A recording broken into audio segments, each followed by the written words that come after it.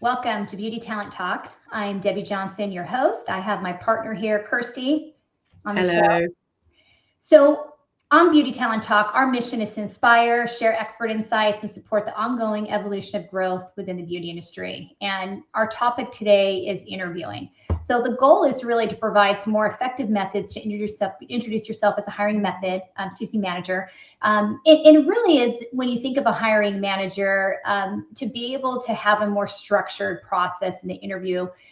Just have an introduction, to really be able to highlight who you are, what the company represents, to ask more specific questions, to evaluate candidates in the interview process, and to have a close that gives the candidate a really good experience. So it's a win-win for everybody. So I understand that interviewing can be very complex, and there's a lot of different individuals involved, from HR to recruiting to cross-functional partners to board members. But my intention here, because we have 30 minutes, really is to focus on the hiring manager and how we can give you some tips and tricks to create a more structured, formal process to hire, the right talent and set everyone up for success. Yeah, I'm really looking forward to this. I get to grill you for once. It's very exciting for me. So as always, as we go through, if you do have any questions for Debbie or any pushback, or you want some more detail, please pop the questions in the comments and I'll be sure to bring them up to Debbie. But before then, Debbie, obviously, why are we talking about this today? Why is investing in interviewing so important from a company's point of view? Sure. Well, interviewing is a skill. And like any skill, you need to invest in it to be good at. And there's not a lot of formal training. In some bigger companies, they offer formal training, but majority, we found through our LinkedIn poll and just research that I've done, and in the work that I do with hiring managers, there's not a lot of training offered. So I thought there was a great opportunity to help. And if you think about the statement, as leaders, we're as good as our team. And that alone just shows really how important it is to invest in interviewing, so that you're able to evaluate the right candidates and hire the right professionals. And I've got a really unique perspective in what I do for 20 years of recruiting. I conduct debriefs both with the clients and both with the candidates. And in doing that, I collect information, and I've seen a lot of common denominators on what hiring managers maybe can do better in the process. And I would say one, hiring managers will often ask very general questions, but they're expecting specific information. And so when you ask somebody, tell me about your experience, but you're asking specifically experience related to your job, sometimes you don't necessarily get the exact answers that you're looking for. I would say number two, one common mistakes that I see hiring managers make is sometimes they do all the talking. So 90% of the time they're sharing information about the company, about themselves and their goals, etc., but they're really not asking specific qualifying questions. You're not allowing the candidates to share what they can bring to the table. And I think the challenge with that scenario is, because I'm the middleman and I'll take the debrief, and the candidate will say, I didn't really get asked any qualifying questions. And then I go back after the clients decided they're not the right fit. And so then the candidate's like, well, I wasn't even able to qualify myself, and they've come to the decision I'm not the right hire. It doesn't give the candidate a really good experience and feeling that they were properly qualified. And I would say that the third common mistake is that we're all so busy. The interviewing sometimes can be a fast pace of conversation, goes by so quickly, but there's not time set aside to really talk about the company, the culture, and what makes it special, what makes it challenging, and even allowing the candidate to ask specific questions. Majority of the people that we partner with, they're passive and they're looking for that next best opportunity. And they really do their due diligence to make sure that they're understanding what the opportunity is, and they want to ask questions. So it is unfortunately a missed opportunity when the hiring manager doesn't allow that extra time for them to ask those specific questions. And sometimes it'll turn the candidate off because they're not able to see that two-way conversation as an interview should be. Yeah, I think that last one's so fascinating to me, because often when we're interviewing as a hiring manager, you forget that whilst we are qualifying them to see if the interviewee is good for the role, they're also interviewing us. They also want to know if this is the place they can work as well. It's particularly important for those really high value candidates that are moving at a higher level. Absolutely. And I think that at the end of the day, no hiring manager has bad intention Mm. in the interview process. I mean, I think a lot of it is trial by error. And, the challenge is when we go into an interview process and we make, these mistakes or just the common scenarios, you lose really strong candidates. And no one wants to lose a strong qualified candidate just based on simple scenarios that can be easily adjusted. And that's really what the goal of this conversation is. Yeah. Okay. So, I think you've spoken before about how little training a lot of people get, and often we've all been the experience with a hiring manager when we're being interviewed, and the first question that comes out of their mouth is, "So tell me about yourself." Why do you think people start with that? It's an easy opener. And if you think about it, I mean, so often it's asked in the interview process. I think everyone just adopts the question in the interview process. But, tell me about yourself. If we really peel back and think about that question, it is, it's so broad. It's very vague. Candidates are confused. Do I go into my personal life? Do I talk about my professional? Do I talk about both? Do I talk about my entire career journey? So it really sets a scenario where the hiring manager sometimes is expecting specific information, and 50% of the candidates will get it right, 50% will get it wrong, and it sets the tone for the interview. And then we look at that question, is it truly a qualifying question? When we're looking to evaluate a candidate, and yet it doesn't really set it up successfully. A lot of hiring managers will have a decision. I'm already, that didn't give me the right first impression. I'm going to shorten this interview. I don't think this person, in the back of their mind, that can actually set the tone. And I think there's just a better way. I think we can ask other questions that can get to know the candidate and set it up in a more of a formal presentation. Okay, so I feel like based on what you just said, you think there's a better way. I feel I'd be remiss if I weren't to ask, what would you say is a more effective way of opening up an interview? So I think there's different ways that we can go about it. There are hiring managers that want to have a softer approach. They want to have, let's say, an icebreaker moment. We have a premier interview guide we're going to be providing, and there's certainly detailed questions that we provide in the guide. But I think that one easy icebreaker is, tell me how you got into the beauty industry. Every professional has their own unique story, and it really opens up some dialogue. There's candidates that grew up in the industry. Their parents owned a beauty salon, and they're now developers in hair products because they're around, this side of the business for so long, and they have a passion for it. So it really does open up some, I think, genuine discussion. Now, the other way to go about it is having more of a formal introduction. So you, as the hiring manager, are introducing yourself. If you have other cross-functional executives or team members on, you're introducing them, their titles, and you're kind of setting the structure of the conversation of, we're interviewing for this position. Let me tell you a little bit about the company. Let me tell you a little bit about myself. Because if you think about it, people are drawn to the opportunity, but they're more drawn to work for leaders that they can learn from, they can mentor from. They're drawn to companies that have a story. I have one client that has such a unique foundational point and a point of difference. Their founder went through a breast cancer journey. And through this breast cancer journey, one of their hero products was developed. And, their foundation of this brand is that, they give 365 days a year back to finding a cure for cancer.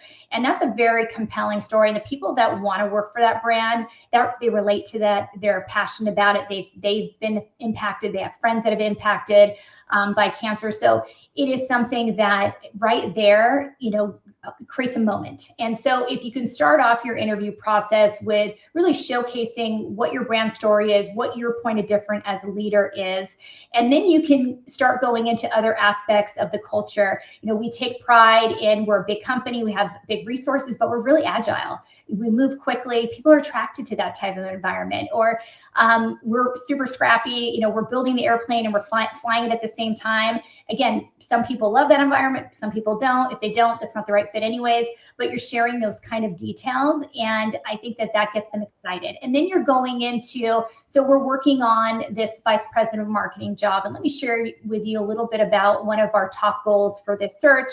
And you're turning that into a question. So we are looking to really diversify. We're leading a channel diversification into this specific segment. Love to understand how your experience correlates to this specific goal. And so you're going immediately into that first qualifying question. So I think that there are two different ways to approach it. Both I think are more effective. I really like them because sort of both of them allow that conversational element, that kind of backwards and forwards on personalities, not just on your resume. So I really appreciate that. Okay, so what I want to go into now is a successful interview, because there is a structure that you have that you're going to share with us around what a hiring manager can do to make sure that their interview is set up with the most chance of success. So can you go into a little bit of detail on that for us? Yeah, absolutely. So I think there's 4 steps I want to outline. So one is the job description.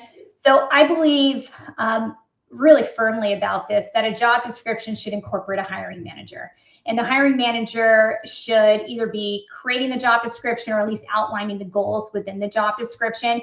A job description, of course, should show ownership of functions. Those are all important. But if you think about, every company has strategic growth goals. You have an executive team responsible for laying out those strategic goals. You have managers responsible for contributing to those goals. And if a job description can show the impact in one element of an individual and their contribution, it's giving ownership, it's challenge, it's exciting. It's not just a job description copied and pasted off the internet that just describes functions. Boring.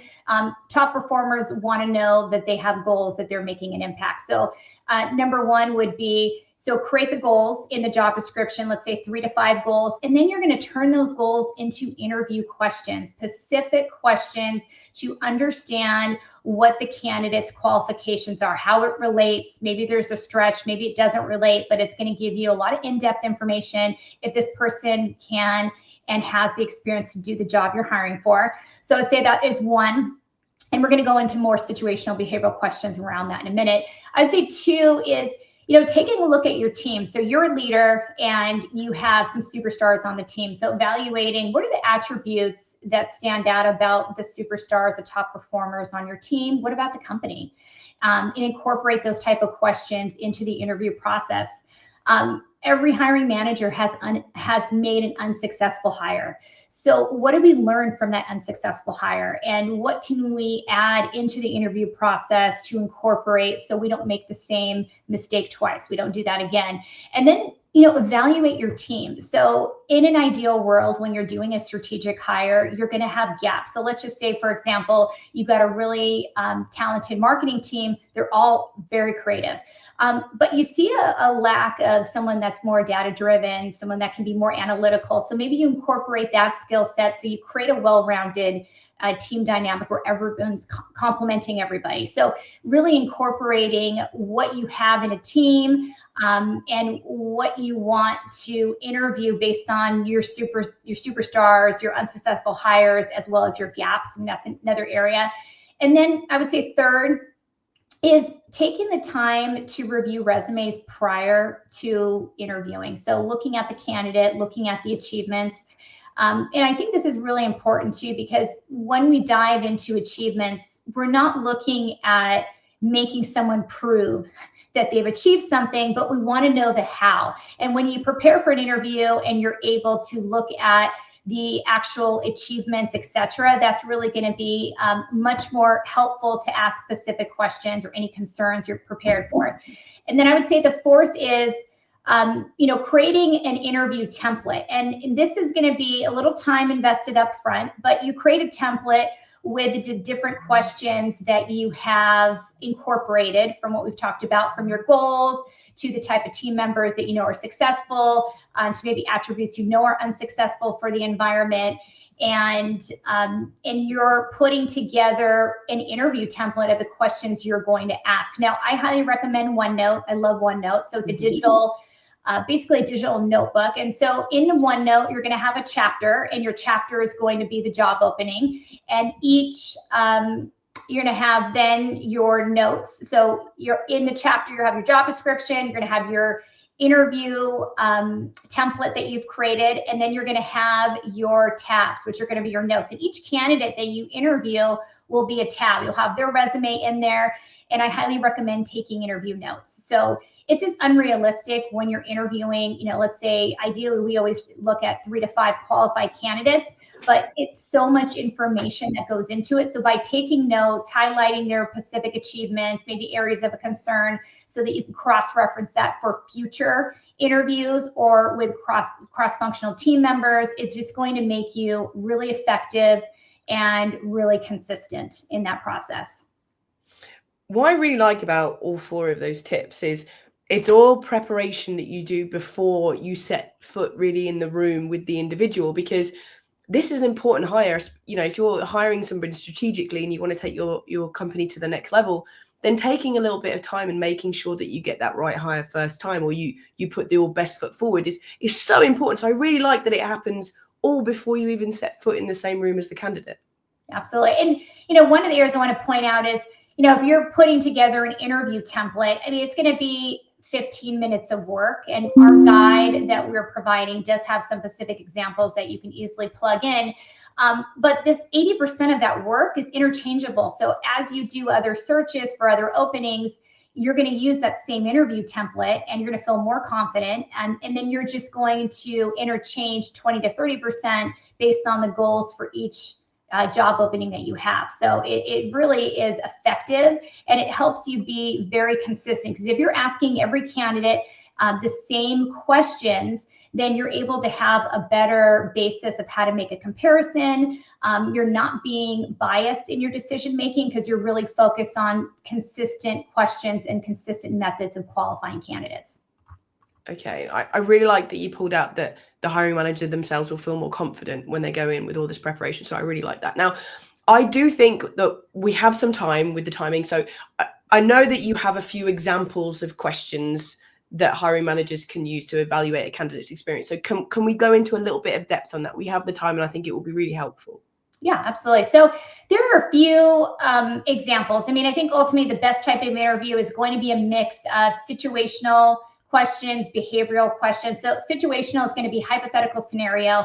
How would you approach a situation? So for example, there are going to be candidates that have beauty industry experience. Maybe they don't have your specific category experience, but they have some relevant experience. So focusing on how you would approach a situational is a great way if there's a stretch or they don't have exactly what you're looking for. So let's just say you have a candidate that, I see that you have deep hair care experience. We were really looking for someone with skincare.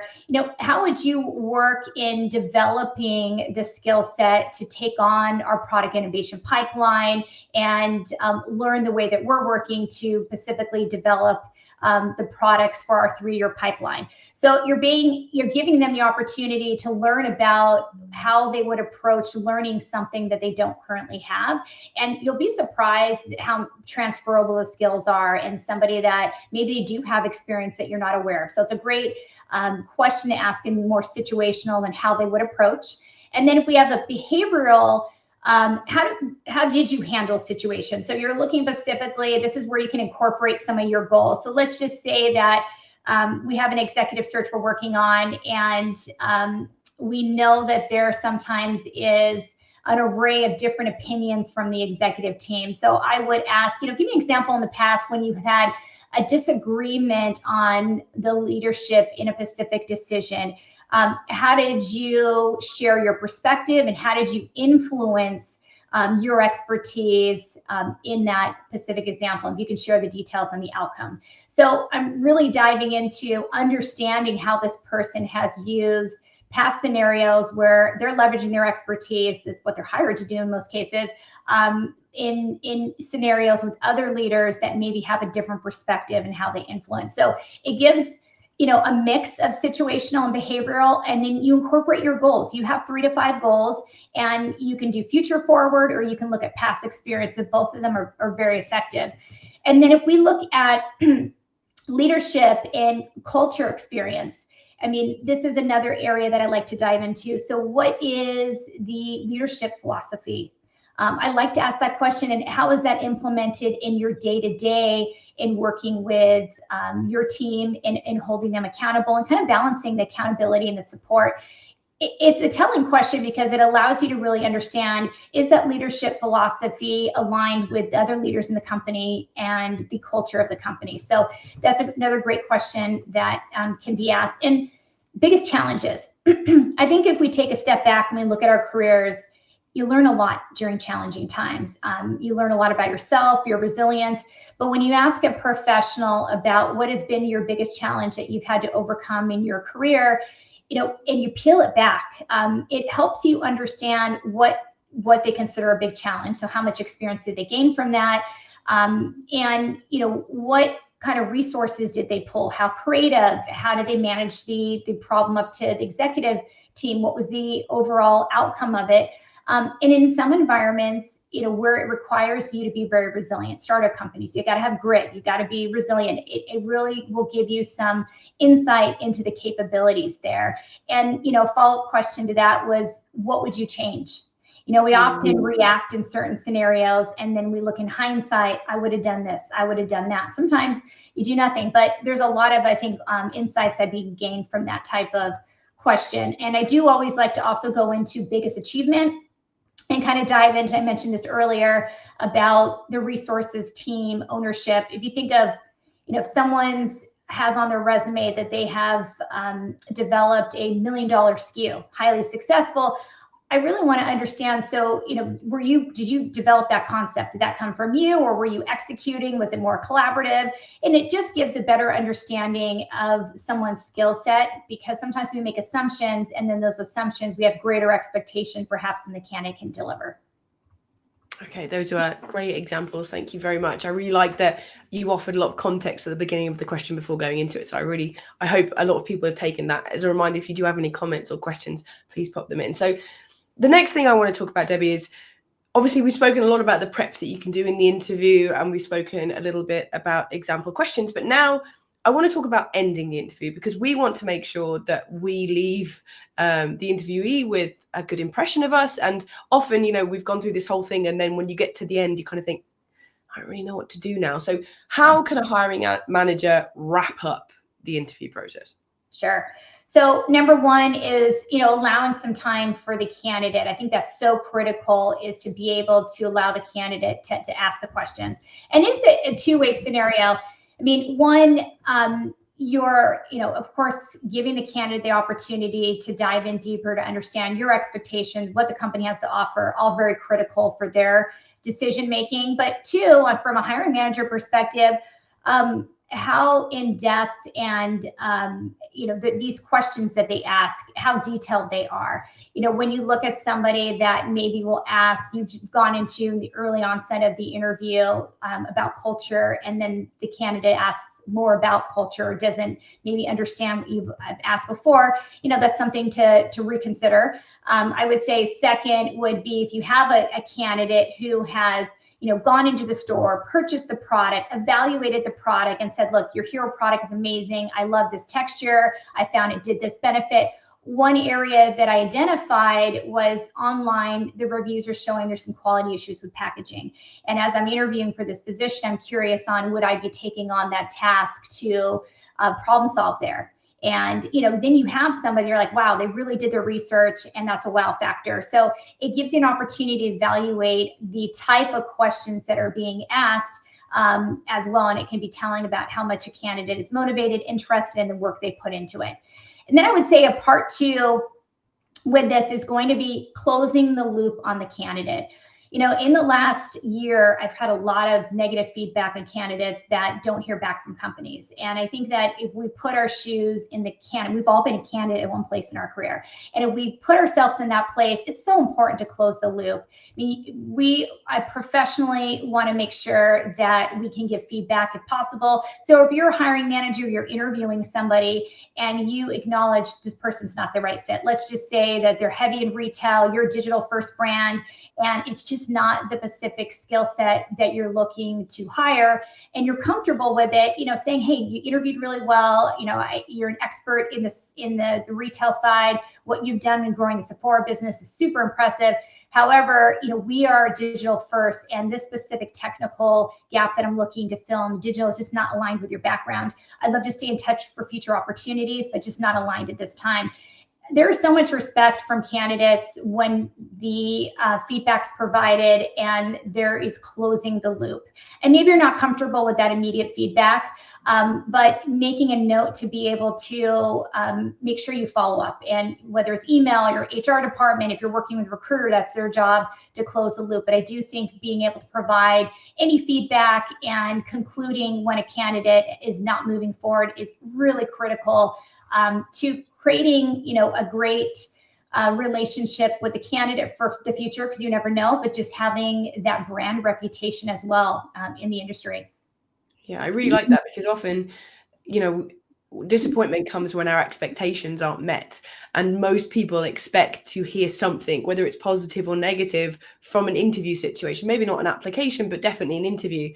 And so kind of either doing it directly there or making sure that you've taken the notes because of the way that you've set things up, like we spoke about earlier, so that you can pass them along to somebody else or easily pop it into an email.